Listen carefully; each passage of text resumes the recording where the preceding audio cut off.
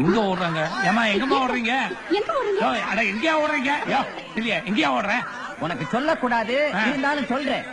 10 சதுர கிலோமீட்டர் பரப்பளவு கொண்ட வைகை அணையை வெறும் 300 தெர்மாகோல் அட்டைகளை கொண்டு அமைச்சரும் ஆட்சியர்களும் வெப்பத்திலிருந்து காக்க முயற்சித்தனர்.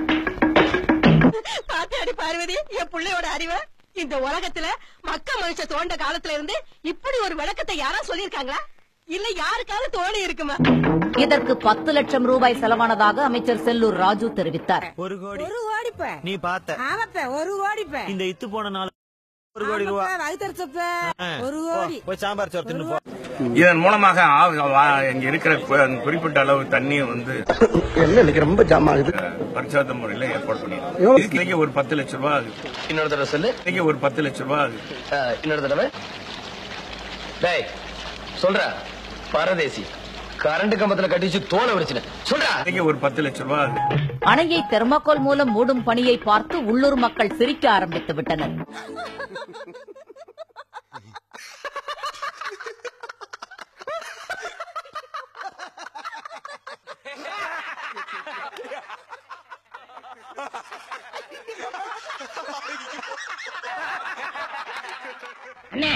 நீங்க பெரிய ஆளுங்க. உனக்கு தெரியுது, நம்ம ஊர் ஜனங்களுக்கு தெரியலையே. இதெல்லாம் நீ போய் சொல்லணும்டா.